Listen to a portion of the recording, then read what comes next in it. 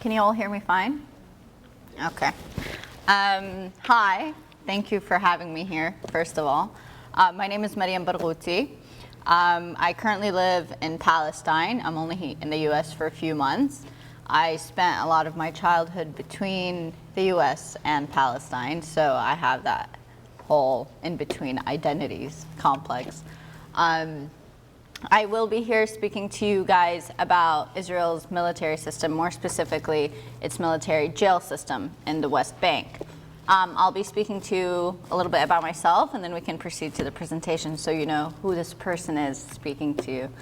I began getting involved in Palestinian struggle against Israeli occupation at a young age, at 17. When you're Palestinian, you can kind of speak politics before you can pronounce your name, so it becomes etched within your own identity. And my first demonstration was at 17, and it was not against the Israeli occupation. Instead, it was calling for unity between our two governments, between Gaza and the West Bank. And after that, you see how many of the demonstrations were being led by women, and therefore I was empowered, and consequently, okay, and consequently, hello? Did you push it? Yeah. Oh, goodness. Okay, can you hear me? I don't know what happened, it turned off. Okay, I'll go get it. Can I just take this out? Yeah. Okay. Okay. And then consequently, you feel empowered. You're seeing, as a woman, you're seeing all these women leading the demonstrations and actually being active on the ground, refusing the status quo. And therefore, I began more and more delving into the politics. At 17, in your teenage years, you have this idea that you're invincible, that you can tackle the world, that you have this naivety that, if you do remain active on the ground, you can change things. And then slowly you begin noticing the consequences. My first reality check of that was in 2011, December 9th. We were at a demonstration in Nabi Saleh. Nabi Saleh is a village in the West Bank, and it holds weekly demonstrations against Israeli settlements and Israeli occupation. And in 2011, on December 9th, as we did the weekly demonstration, a friend of ours and a comrade, his name is Mustafa Tamimi, he's from the village of Nabi Saleh, he was shot with a tear gas canister directly at his face from a distance of approximately 3-4 meters. Mustafa died the next day, and I remember walking back up the village to the house that we were staying at and just seeing his blood on the ground and realizing that, we're not invincible. This does have consequences, and it is tragic. And resistance is not pretty, it is not cool, it is ugly. And that's what it needs to be shown as. That's the perception of it. Not to glorify, not to paint it as something great, but to show it as ugly and to show that this does not need to happen. We do not need to be complicit in this. We cannot be complicit in this. So slowly after that, I remained active. And then I was arrested once, and I was arrested twice. I was released the same day, so I still had this idea, well, no, you know what, I'm fine. I probably won't stay in jail. I won't really go to prison.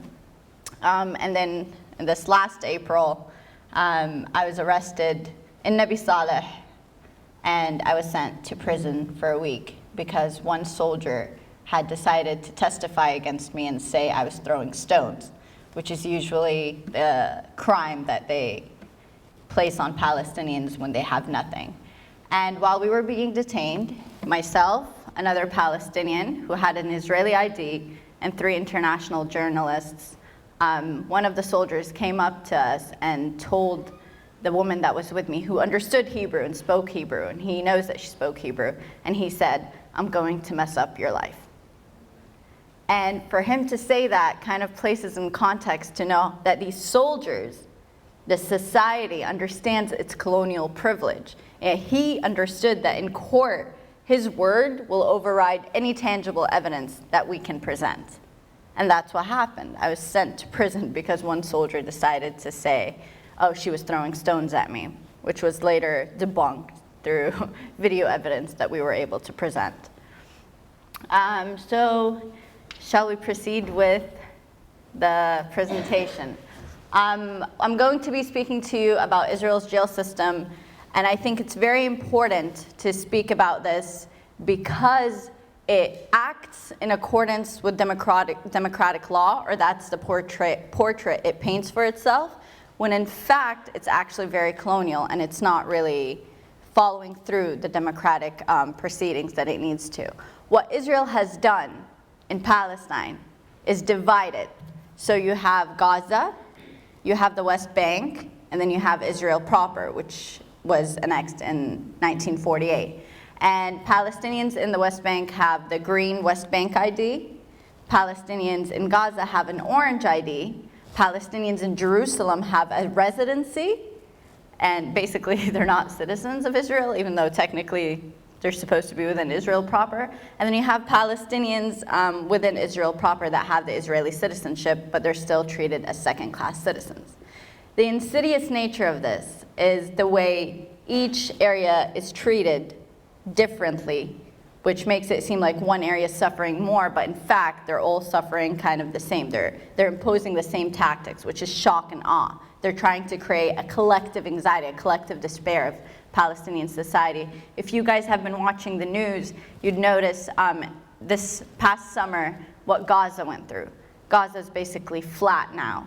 And the tactic they utilized, the Israeli military utilized, was the Dahiya doctrine, which was created in 2006 when they went to Lebanon. The neighborhood's called the Dahiya, and that's where it came from, where the objective is to flatten it out, not kill everyone. They don't want to kill everyone, you know? They don't want to be titled with genocide, but they want to flatten it out so that it can take decades to rebuild and even more time to have the people rise up from the PTSD that they have.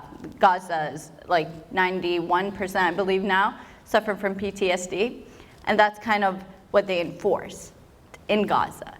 In the West Bank, 42% of the land is occupied by Israeli settlers. So they cannot bomb the West Bank. They cannot flatten the West Bank like they did in Gaza. So what they do is they utilize other tactics like their Israeli military jail system. Palestinians have to go through the military prison or military courts. There is no civilian courts for them. Even if you get a speeding ticket on a street that's controlled or administered by Israel, you have to go to a military court, whereas Israelis go to civilian court. Even if I was arrested with an Israeli at the same demonstration, they have an entirely different court hearing at a civilian court, and I have to go to military court. And they'll probably be released that same night, whereas I won't. So you can kind of see that dual system and how insidious it is. Okay, I'm going to be walking you through how the system works, beginning with the detention up until the conviction. So in detention, you are usually detained by soldiers. You are not told what your crime is. You are not obviously treated with dignity. The handcuffs they use on Palestinians are usually plastic, the ones that kind of numb out your wrists, and sometimes they'll begin bleeding if you've been tied up long enough, and usually you're tied up for a minimum of like 12 hours. There has been recorded by B'Tselem, which is an Israeli human rights organization, 105 different torture tactics. The UN Human Rights Organization recorded over 200 torture tactics. But the problem isn't the number. The problem is how they're actually utilizing these tactics. You have verbal abuse, you have physical abuse. When I was being detained, I was not referred to by my name, or even I was asking for a number. I'm like, do you not even have a number for me? The entire time they were calling me sharmuta, which translates to whore in English. So anytime they're asking about what's happening with me or the soldiers outside, the sharmuta. And they keep doing that over and over again to, at one point, they want to kind of create this confusion within you. I was like, okay, well, wait, what am I? I was here because I was on the ground, you were resisting, but they create this confusion where you begin associating yourself with kind of these tactics, with these, labels. They have done bone breaking, they've broken joints, they have threatened family members, because we have a very patriarchal society in Palestine. So unfortunately, they think that, the honor of the family is in the woman. What's more insidious, though, is that Israel has utilized that complex by threatening, for instance, men in interrogation with the rape of their women. And the women, the torture that they undergo is usually very sexualized, opposed to the men who are maybe beaten. Women are sexually assaulted and harassed. And you can really see that happen in the interrogation, not in prison. And the interrogation can even go up to 90 days, and they do that to force or coerce a confession out of you. We've had kids as young as 14 just plead guilty to whatever it is because they couldn't deal with the torture, and people as old as 35, 40, because they couldn't deal with it anymore. So we have 7,000 prisoners in there right now. A lot of them is because of coerced confessions done by Israeli interrogators that kind of do psychological manipulation, which is against international law, mind you. Not that we need validation to know that it's wrong, but it is. Okay, so above you have, these are animated photos of some of the torture positions that they place people in. The first one's called shabiha, and basically they tie you in an awkward position on a chair for hours at a time before they even begin asking you or interrogating you. And then the most common one is sleep deprivation, where they kind of keep the light on. For instance, when I was being detained in the jail cell I was in, they'd have the AC on super, super high, so it's freezing. And of course they take your sweater if it has a zipper, and your shoelaces, so sometimes you're without shoes. And they claim it's so you don't commit suicide, but then at the same time, they bring you your food in a plastic bag so you can asphyxiate yourself to death. So you can really tell that it's not really so you won't commit suicide, it's more of humiliation. And the third is an awkward position of being handcuffed, which was also utilized on myself and other comrades that were arrested with me, and they'd keep you kind of in that position for hours before the interrogation. There was one point where I was being tied up. I had tried 6 different handcuffs in the course of one detention. And I was outside, I was handcuffed, and one of the soldiers came up to me and he began asking me questions. Mariam, why you do this? Why you want to attack Israel? We are the only democracy in the Middle East. So of course, you're blindfolded and you're handcuffed, so it's not that funny in the moment. So I remember I was crying. And then I'm like, okay, well, wait, you're blindfolded, so they can't really see you're crying. Control your lips. So I tried to kind of keep this fake smile. And then I told him, this is not an interrogation. If you have anything to ask me, you will take me to an interrogation room. You'll have my lawyer present, and you will ask me in a dignified manner. And then that's when him and 3 other soldiers kind of came really close, and they began yelling. And he was like, well, what if I beat you now? Will you speak? And then I said, I know my rights. And he said, you think you have rights? Your rights are in Somalia, you dog. And of course, you dog doesn't sound very strong, but in Arabic, when they say kalbe, it's a lot more humiliating. And during the detention, because of the torture tactics, 72 Palestinians were killed before they were even presented in front of a judge. To your left, that's Arafat Jaradat, who was killed in 2013. And the most recent, on your right, is during the funeral procession of that Jabari, who was killed in 2014.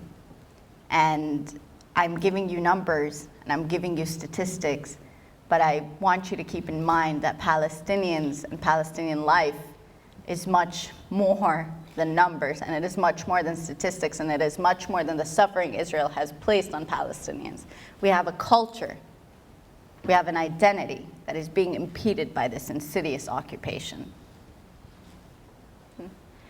Okay, so according to statistics, approximately 70% of Palestinian families have had one family member within, the Israeli prison system. And that kind of came to a shock to me when I read that after I was released. And I'm like, oh, wait, I'm part of that statistic now.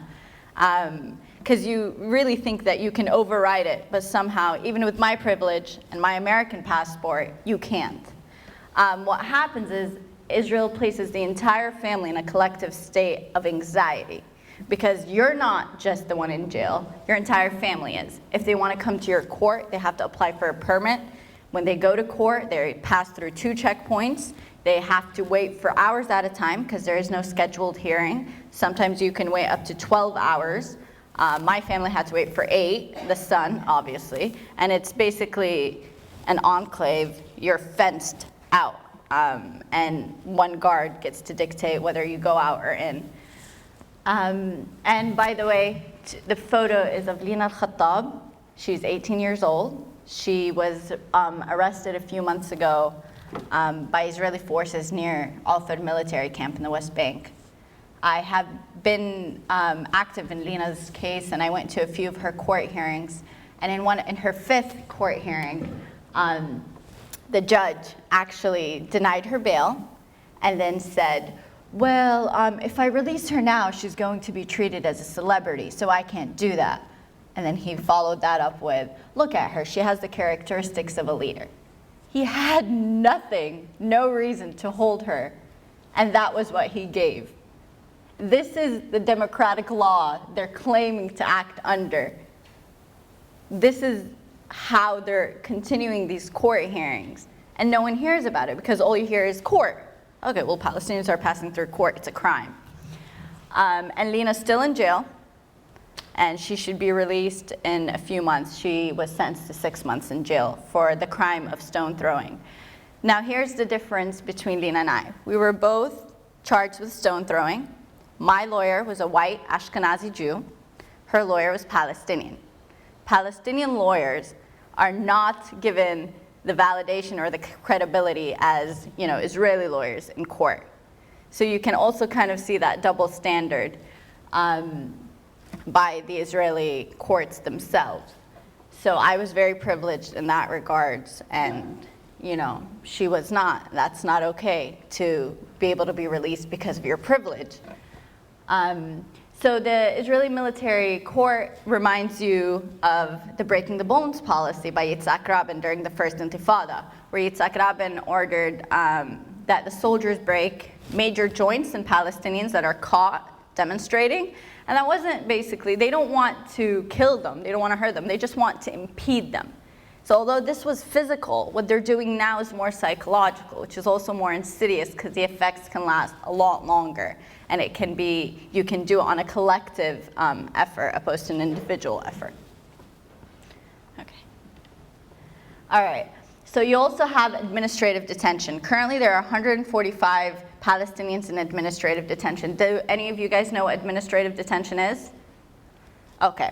So administrative detention is when you're arrested, usually in the middle of the night, like most arrests happen, if not on the ground. And you are not told what you're being charged with. Your lawyer is not told what you're being charged with. It's all based on secret evidence that only the prosecution and the judge know. You will never find out what you're being charged with at any point. And administrative detention goes 6 months and then can be renewed for another 6 months and renewed again. So people have spent years in administrative detention. One way Palestinians have tackled this in jail is going on hunger strike. Yeah, next one. Okay, which was under the emblem of the Battle of Empty Stomachs. So the first person that initiated this was Khadr Adnan, and he went on hunger strike for 66 days. And then he was released, later rearrested. And basically Palestinians thought that they can't do anything in jail. What are you going to do in jail? Go out and demonstrate? They'll come, tear gas you, taser you, beat you. That's that. So what they did was go on hunger strike. And here is a picture of Samir al-Aisawi, who went on hunger strike for over 200 days. To the left is him before the hunger strike, before he was arrested. And to the right is him after 200 days of hunger strike. Samir is still in jail. When I was in jail, his sister, Shirin al-Aisawi, was in my jail cell. And she was kind of, when I told her, why are you here, why are you arrested? She was like, I was being very active in the prisoner's case. And she was like, they're also trying to target the family because of Samir and his hunger strike. So they also do that. They target the family, not just you. Me, a lot of, when I was once during an interrogation with the Shin Bet, which is Israeli intelligence, the interrogator basically completely ignored everything about me and just began speaking about my family. He brought up information about my dad, started speaking about my brother, to kind of put you on edge as though, well, if you don't cooperate, you have a lovely family, Mariam, and you want to protect them. We all have that protective instinct, no matter how much we claim, oh, well, me and my brother don't get along, or you still have that protective instinct, and they play on that. And it's very insidious, and it's so important that we all become aware about this.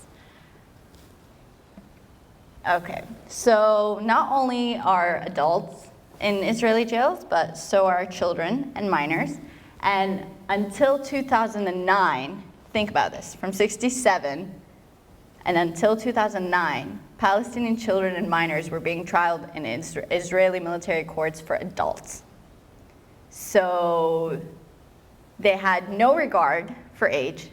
If you're Palestinian, you are a threat, and that's the bottom line. The photo is of Malak Khatib, who's 14 years old. She was recently released after 2 months in jail.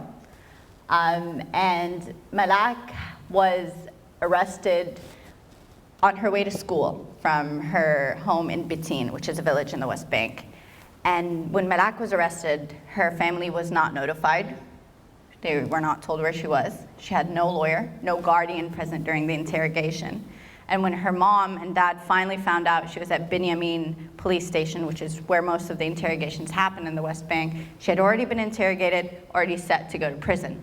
When her mom went to to the police station, she was able to see Malak for a few minutes under the supervision of the interrogator. He would not leave Malak's sight, even though that's illegal. She should have been able to speak to a lawyer. Her guardian should have been present during the interrogation, but none of that was present. Or was implemented. Her mom asked Malak, she was like, Malak Habibti, which means my love. Malak, my love, did you do it? They were accusing her of possession of a knife, which is also a very common allegation they place on Palestinians. Malak Habibti, did you do it? And then she was like, no, I didn't do it. And then that's when the interrogator glared at her, and then she looked at him and looked at her mom. And this is from the testimony of her mom, of course. Looked at her mom, and then she said, no, I did it, I'm sorry. And she was sent to prison. And Malak is 14 years old. She spent 2 months in prison.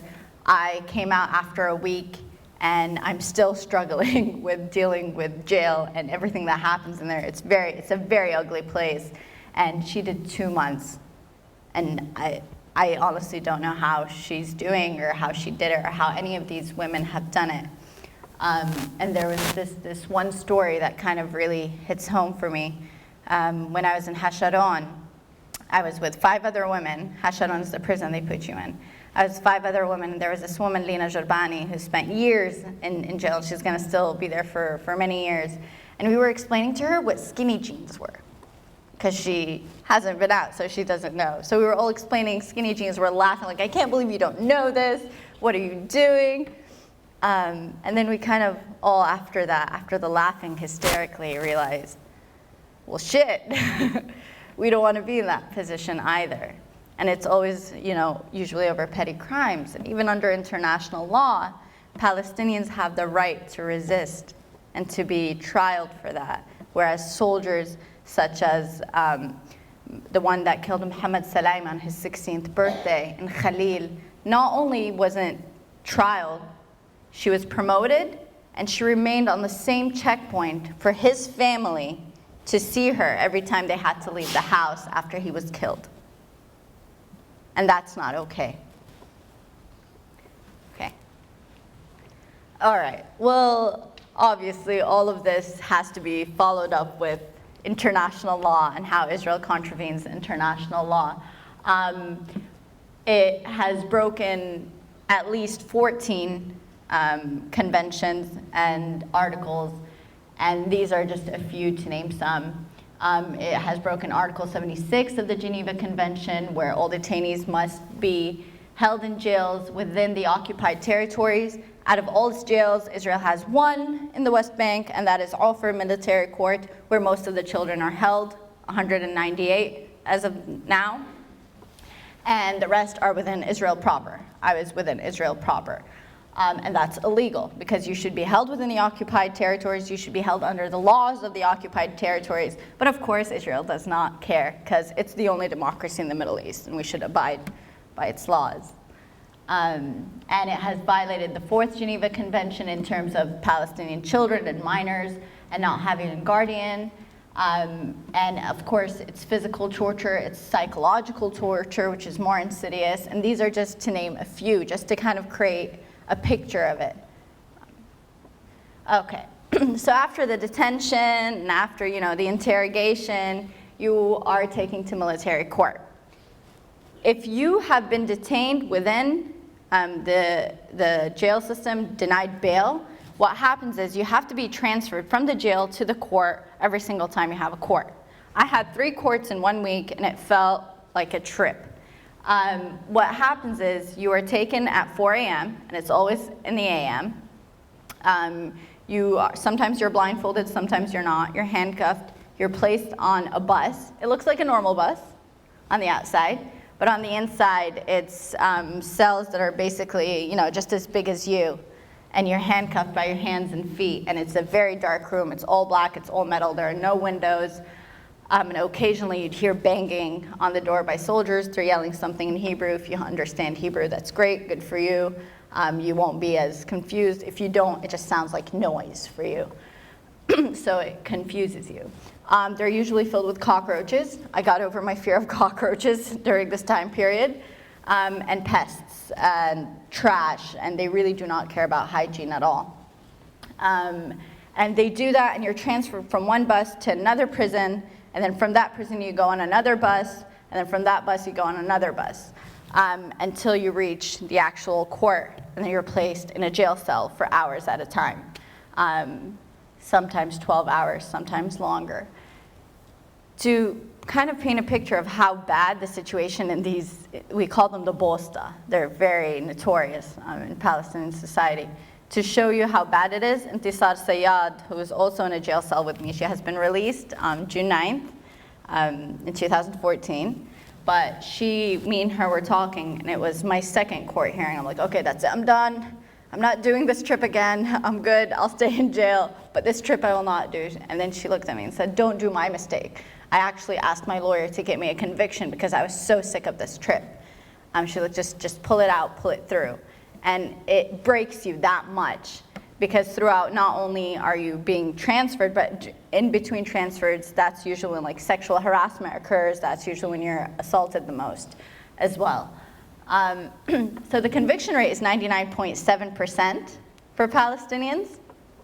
So there is basically no way you can get out of the system. Even a plea bargain is within that statistic. So I was out also on a plea bargain, and that's a big number if you didn't realize. It's a huge number, and it's not normal to have a number that high. It kind of shows you how Israel perceives all Palestinians as these terrorists or this demographic threat that needs to be controlled, whether psychologically or physically. Okay. All right, and then during court, there's no set timing. The prosecution will not look you in the eye. My prosecutor did not look me in the eye a single time. And during Lina Khattab's court trial, this is the 18-year-old I just mentioned to you, when the defense was placing their points, the prosecutor was playing Candy Crush on her phone. So they do not take them seriously at all. That didn't happen in my court hearing because, like I said, I had an Israeli lawyer, so they kind of don't want to do that. They have a lot more respect. But because Palestinians were representing her, they don't care. They have already decided that she is guilty. They have decided the Palestinians guilty, and the only thing being negated is basically how they want to convict them. Do they want to give them time? Do they want to fine them? Do they want to release them on bail and then drag them through court, which can go for years, sometimes a year and a half? So that kind of shows you how the court system works. It's basically a kangaroo trial, usually held in trailers, and that's what it is. They usually have a translator there for Palestinians because not all of us speak Hebrew. but the translator almost never translates the entire court hearing, only translates a few points. I was happy that I had some friends with me that spoke Hebrew, so I'd look at them, kind of tell from their facial expression what's happening, because my translator was just horrible. Lina Khattab, who had a lot more patience than I did, was very quiet throughout the entire court hearing until the end, where she just very calmly stood up, very, very poised, and looked at her lawyer. She said, "I didn't understand anything, can you explain it now?" And he had to explain everything in 30 seconds. I couldn't do that because I'm impatient. At this point, I was just crying. I'm like, "No, release me." And also, families are rarely given visitation rights. My family couldn't visit me at the time because I hadn't been convicted, technically, even though they were holding me with people that have been convicted, which is also illegal. So they couldn't visit me. I couldn't speak to anyone from my family members during the entire hearing. And I just kind of had to pray that they're okay as well. And that's how their courts work. It's a lot more insidious, but these are, simple points to give you a picture. If you have more questions, we can elaborate more afterwards. Okay, so the dual system of laws. I'm going to give you some numbers to kind of show you how different it is for Palestinians versus Israelis. Of course, Israelis, like I said, are held in civilian courts, while Palestinians are in military courts, regardless of your age. The time held before being brought up before a judge can be up to 8 days for Palestinians, whereas for Israelis, it's just 24 hours. Time without access to a lawyer can be up to 90 days. And throughout this time period, you're in interrogation, where you can be tortured. And that's considered okay. That's part of the interrogation for them. Whereas for Israelis, it's only 48 days. Time held without charge can be 188 days, or administrative detention, like I said, which can extend for months, even years.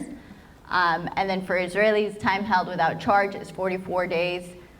Minimum age for custodial sentences is 12 for Palestinians, even though technically, although for Palestinians, the age for criminal responsibility is 12, and the maximum is 6 months, but recently, in theory, technically, what Israel can do is give you 20 years since they released a new law this past summer, 20 years for stone throwing. So a soldier shooting at me is considered a hero because he's wearing a uniform and he's fighting for Israel's right to exist, whereas, throwing a stone, you can get up to 20 years. Kind of see how that doesn't make sense, even if you want to do it on a crime level, where, okay, stone throwing, let's say it is a crime, in comparison to someone shooting a gun at civilians. 20 years opposed to a promotion. And the minimum age for custodial sentences for Israelis is 14. And I will leave you with a quote by Mark Regev, who is the spokesperson for Benjamin Netanyahu, and he said, "The test of a democracy is how you treat people incarcerated, people in jail, especially minors." And I think that kind of sums up what Israel is doing. Okay, thank you.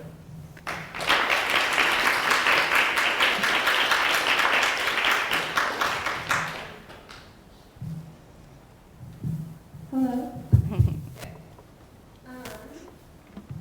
Thank you so much. That was a really awesome talk. I'm going to be asking a couple of very small questions to begin to lead the discussion. So you go to Barghouti University. Can you tell us a little bit about it? Is it a small university? Do a lot of people travel to get there? Okay. Well, Barghouti University is one of the best universities in the West Bank. It has approximately 10,000 students. It's a great campus. It's a very big campus. And a lot of people do commute to head to Barghouti. They come from various villages, and they always usually have to pass through checkpoints. I don't have the statistics on Barghouti, but for instance, Najah University, which is in Nablus, also in the West Bank, 90% of students have been missing classes because of checkpoints. So you can kind of see that. The same thing in Barghouti. It's also one of the most politically active universities in the West Bank. And because of that, many students in Barghouti have been arrested. Lina Khattab is from Barghouti. I'm from Barghouti. And a lot of students in Barghouti have been arrested. and taken them years. I have a friend who's been in Birzeit for 7 years because he's been in and out of jail. So it kind of shows you how it affects our studies as well. You know, all of our studies are also surrounded by what's happening. Also, last year, Mu'taz Washaha, who's a Palestinian, was assassinated near Birzeit campus in his family home. So it kind of also shows you how, you know, there is no regard for university or education. It was raided this summer during Gaza's onslaught, and there is no regard for it. Thank you. And how do you balance and relate your roles as both a student and a journalist? How do they complement each other? And then how and in what ways do they conflict? Okay. Well, they complement each other in terms of being a student in Palestine. You kind of have to pick up the civilian journalist role because it's, you know, Palestine is rarely spoken about. If it is spoken about, it's not spoken through the eyes of Palestinians, through our own narrative, our own representation. So we've all kind of taken this role as civilian journalists. And in, you know, within our classes, professors are always kind of promoting, speaking out, writing. So it has been very helpful. In terms of conflicting, also it conflicts in terms of identity. You know, sometimes you don't want to be doing this. You just really kind of want to fixate on educating yourself, opposed to trying to educate others through sending out information. So it kind of creates this iffy vibe to it.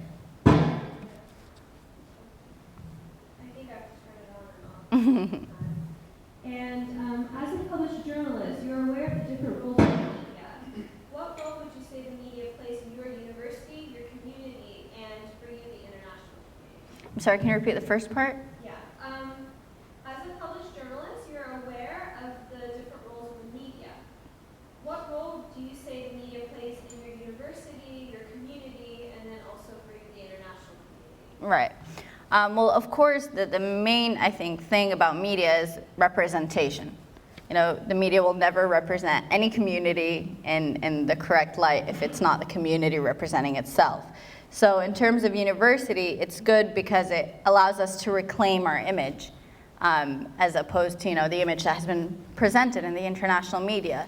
So it kind of reinforces our own narrative and reinforces us to broadcast that narrative. In the community, it creates empowerment. It allows you to remain active in the community, create a network, because we have been so divided. So it kind of creates a connection. And to the international community, it kind of creates a sovereignty. Wow. And now I'm an English major, y'all. So it kind of creates that for us, and it helps promote that narrative. So that's the most important thing, I think. It's the narrative, and the narrative through Palestinian eyes, or any indigenous struggle through the indigenous peoples and the natives' eyes. Well, that's a good segue. So what advantages and disadvantages do you see as a young woman in Palestine and who aims to serve her community? Right. Okay, well, the advantage is that Palestinian women have been very active in Palestinian resistance, so they've kind of been able to gain that momentum. At the same time, we're such a patriarchal society that we're constantly not just fighting the occupation or the colonialism, we're also fighting the patriarchy within our community. I mean, don't get me wrong, I personally believe that colonialism stems from patriarchy. I mean, it was called the colonization of the white man, you know. So, we are fighting patriarchy through fighting colonialism, but it's also fighting the patriarchy within your own society to kind of gain that agency as women. It's difficult, to say the least, because you're fighting the comrades with you on the street, or people that are active with you, and then at the same time you have to call them out on their own shortcomings in that regards. Well, thank you. That's the end of my leading questions. Okay. So anyone else, I guess, has questions? It's open for Q&A. Yes. Or comments. Well, yeah. How did you get an Israeli lawyer to represent you? All right. Okay. Good question. So my lawyer comes from this office that's active in representing Palestinians. So you have few Israeli lawyers that do represent Palestinians in Israeli court. and they're usually expensive. But yeah, you do have some. Yeah. And they kind of stem out throughout, Jerusalem and Tel Aviv. But that's how it is. Yes? What is the ratio of people who are out on who are also protesting with you? I mean, I imagine it's majority Palestinians, but do you see how much other cultures do you see? I mean, Israelis with you, how many people from other countries are out there on Right. with you? What is the makeup of that? Okay. Well, there is a growing international community. For instance, in Belain, which also a village in the West Bank that holds weekly demonstrations, most of it is internationals now, and Israeli activists such as Anarchists Against the Wall, Boycott from Within, which are all Israeli groups. And it's a growing number. You had, for instance, during the second Intifada, the ISM, the International Solidarity Movement, you'd have hundreds of international activists. You had Rachel Corrie, who's American. She was volunteering in Gaza, and she was killed by the Israeli military. And it's kind of a growing number of people coming and joining us and protesting there within Israelis and internationals. But for me personally, I think although that is great and it's essential, but it's also more important to work within our own communities. So I think 80% of what you can do for Palestine is in your own community, and 20% is there, unless you're there to kind of get hands-on learning and to see what's happening. But most of it can happen in your own communities to not be complicit. Okay, and then you. Elaborate on what you mean by to do in your own community. Right. Okay, so here's the thing. Although there's an occupation in Palestine, the entire world is suffering, and there is oppression everywhere. You need to begin in your own community to not oppress. So it also creates this intersectionality and this solidarity work. In terms of Palestine, is to ensure your community is not complicit. You can join, the growing BDS movement to boycott, divestment and sanctions, for those of you that don't know. And it's essentially, creating pressure on Israel through boycotting Israel and placing it in a position where it has to abide by international law and sees its oppression. Other ways you can help is through also spreading information and showing solidarity. Solidarity is so important, not just with the Palestinian struggle, but with other struggles. In the U.S., it's a very racist society. You have the black struggle that's growing right now, and you need to show solidarity with that. So to kind of, it's this step-by-step basis where you want to try and end oppression within your community and grow. Because you can't tackle another oppression if you yourself are complicit in an oppression back home. But what you can do is show solidarity of other struggles and kind of not be complicit in them. I hope that answers your question. Yeah. First of all, thank you so much for being here. Thank you. Learned a lot. I have a couple questions. One's relatively trivial. Okay. The other is a little more serious. The first one is you mentioned missing a lot of classes because of checkpoints. How flexible is the university with giving students leeway for that? Yeah. Are they penalized or whatever? And then the other is your assessment of the state of the struggle for Palestinian self-determination. So what's your assessment of where the movement is at and where it needs to be, and what a solution looks like? Okay. In your Okay, those are 2 questions? Okay. Well, in terms of classes, professors and universities are usually very understanding. A lot of our professors themselves have been incarcerated and have been held at checkpoints. They can't just show, oh, I'm a professor, and they'll let them through. So they're very understanding, unless they find out you've been using it as an excuse, because, students will usually, oh, there was a checkpoint, but you live in Ramallah. There are no checkpoints there. But no, usually they're very, very understanding and very supportive as well. If you've been incarcerated for months at a time and you go out, they try and help you as much as possible to catch up, try and not miss the semester, etc.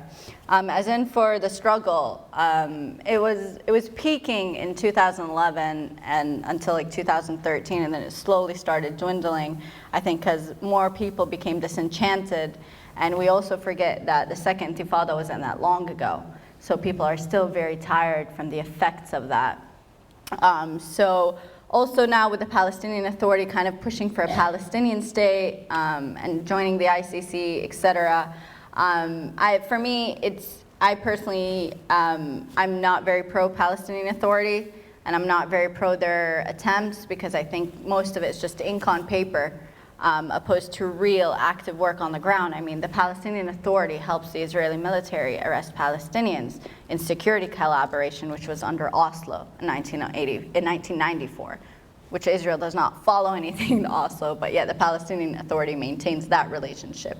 What they do is basically collect files on Palestinians and then turn them in to the Israeli authorities to later be arrested. So for me, they're complicit. And then at the same time to go ask for a Palestinian state, I would not want a Palestinian state under that authority. So I think the Palestinian struggle needs to shift its attention to kind of dissolve all these administrations and begin anew, begin fresh, to begin actually targeting, the Palestinian refugees. We have no one speaking for Palestinian refugees in the diaspora, no one speaking for Palestinian refugees within the West Bank, no one speaking for Palestinians with Israeli citizenship. So I think we need to kind of bypass that divide and conquer before we really begin struggling on the ground or resisting on the ground. Yeah. Despite the re-election of Netanyahu, do you think that you have a lot of allies in the Israeli left? And do you think that you're able to work with many of the more conscious Israelis to find a solution or to fix some of these problems? Or do you think that you should be doing that? Yeah, well, Netanyahu did a great job at showing how racist he is in the last election in one day, the day before the elections. In terms of the Israeli left, and I feel actually, even though it seems that maybe the Israeli left is growing, but a lot of rightist views are growing in Israel, especially in the settlements, et cetera. I mean, they assassinated Yitzhak Rabin. He's the father of breaking the bones policy when he began talking to Arafat. In terms of the Israeli left, I think what they need to do first is work in changing within their own society, work within changing their own laws, and then we can maybe talk. For me, also, a greater solution, I think that was also part of your question I didn't answer. A greater solution is, one state for everyone, where everyone lives a dignified life, not having, Israel proper and Palestinians with Israeli citizenship treated as second-class citizens. That's not a state. And then at this point, you have, 42% of land in the West Bank occupied by settlers. I mean, it's virtually already a one state with just dual system of laws. So yeah, I think they need to work in their own society, kind of gain momentum on the reformation, and then maybe it'll work. Yeah. Any other comments or questions? Or shall we close? Okay. Relating to what you noted about the hunger strikes, to what extent does, I guess, the health condition of the patient, of the prisoner, have an effect on the sentence? Like, I know there's a prisoner, unfortunately, in Khalil, and he has anemia, and there's actually like 15 Palestinian prisoners who currently have cancer, and they're in the prison. So to what extent does, I guess, their health condition affect, I guess, their sentence or their treatment in prison? Basically, not at all. Unless they're due to die within a few days, that's when Israel will release them. So you'll notice a lot of prisoners being released in Palestinian history only to die a week or a month later, and Israel just doesn't want that count on them. So they release them, but usually they don't care. They're supposed to keep giving you continuous medical checks within, when you're in jail. It's a right. A lot of illnesses can be treated and they're okay, but Israel doesn't. You're also supposed to be checked before your imprisonment and detention. For instance, mine consisted of me going to the clinic, the doctor coming, sitting in front of me for 10 minutes and then saying, okay, you're ready to go. So they're not really doing anything and it doesn't really affect them. So unless you're about to die, they don't really care. All right, that's it? Okay, thank you so much for coming, and I hope you'll be working.